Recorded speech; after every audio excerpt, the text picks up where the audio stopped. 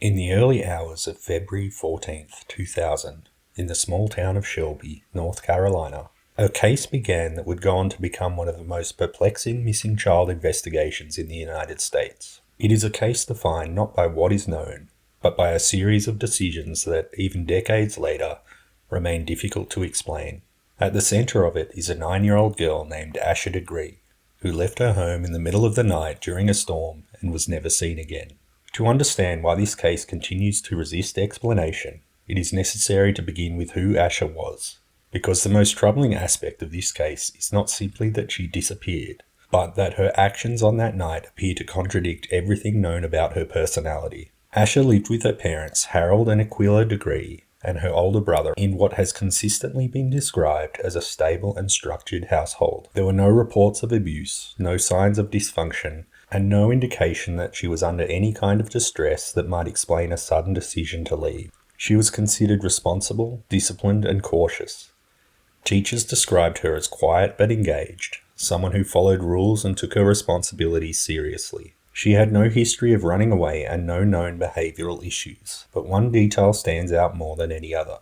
Asha was afraid of the dark, and she was afraid of storms. This detail is critical, because on the night she disappeared, Shelby was experiencing heavy rain, strong winds, and poor visibility. These were conditions that would normally keep a child like her inside, close to safety, close to family, and close to everything familiar. And yet sometime after 2:30 in the morning, she got out of bed, packed a bag, and left anyway. That contradiction is not just unusual, it is the foundation of the entire mystery. At approximately 2:30 a.m., her father checked on the children and confirmed that both Asha and her brother were asleep. At some point after that, she woke up and began preparing to leave. She packed a backpack with clothing and personal items, suggesting planning rather than impulse. She then exited the house quietly, without waking anyone, and without leaving any explanation. By morning, she was gone. Very quickly, witness sightings confirmed that she had not simply disappeared from the home.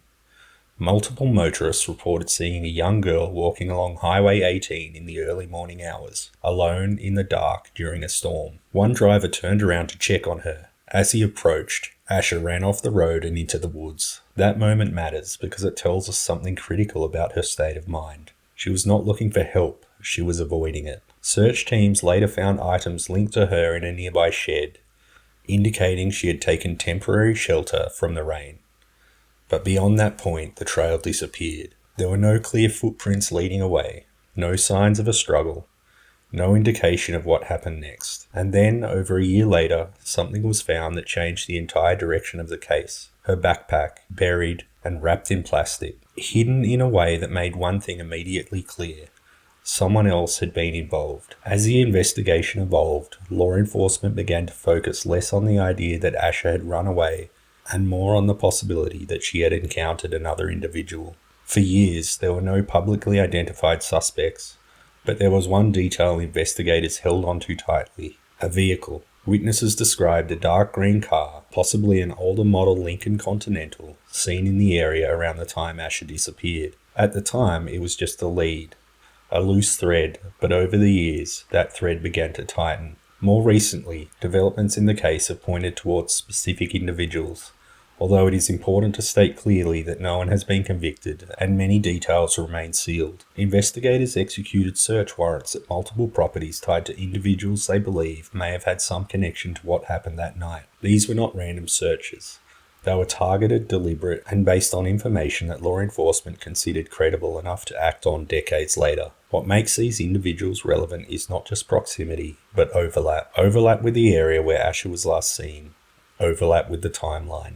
And most importantly, possible overlap with that vehicle, because some of the individuals investigated were known to have access to cars matching the description that had been sitting in the case file for years. That alone does not prove anything, but in a case like this, patterns matter, and this is where things become more unsettling. There have been reports, largely within the local community and not formally confirmed in court, that one of these individuals may have made statements implying knowledge of harm done to a young girl. These claims are not proven. They have not resulted in charges, but they were serious enough that investigators did not ignore them. They acted on them, and when law enforcement acts after decades of silence, it usually means one thing: They believe they are getting closer. What investigators appear to be building is not a single piece of evidence, but a chain. A child leaves her home under circumstances that do not make sense.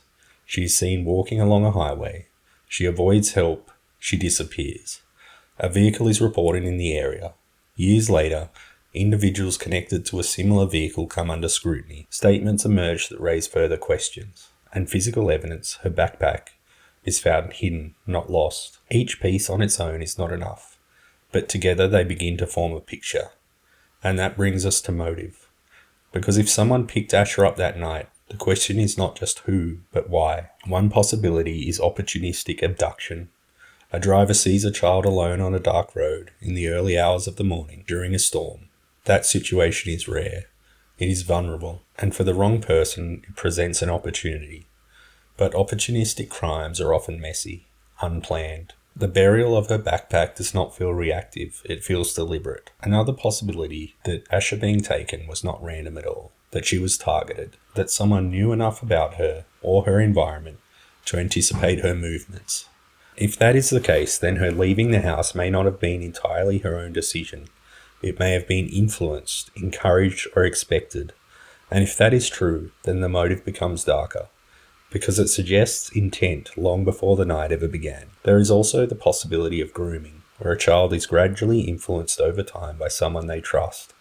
In that scenario, Ash's actions begin to make a different kind of sense. Not because they are rational, but because they are guided. Because whatever she believed she was walking toward felt safer to her than what she was leaving behind. Even in the middle of the night, even in a storm, even in the dark, she was known to fear. But there is another possibility that investigators cannot ignore. That her decision to leave and her disappearance was not originally connected. That she left for reasons we still do not understand, and then encountered the wrong person at the worst possible time. If that is what happened, then everything that followed was chance. But a very specific, very tragic kind of chance. What makes this case endure is not just the lack of answers, but the presence of contradictions. A cautious child, afraid of the dark, afraid of storms, walking alone into both, avoiding help, disappearing without a trace, and leaving behind evidence that suggests someone else was there, but never enough to prove who. In 2025, when authorities reclassified the case as a homicide investigation, it marked a shift from uncertainty to belief.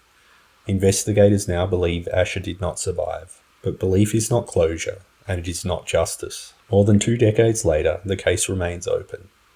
There are names now, there are people under scrutiny. There are leads that did not exist before, but there is still no complete answer. And everything still comes back to the same moment.